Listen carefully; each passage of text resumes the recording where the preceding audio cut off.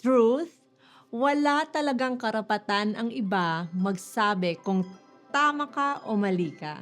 Sobrang daming tao na ready mag-judge sa buhay mo pero guess what? Hindi nila alam ang buong story mo. Hindi nila nakikita yung puyat mo, yung sacrifices mo, yung decisions mo na ginawa mo in private.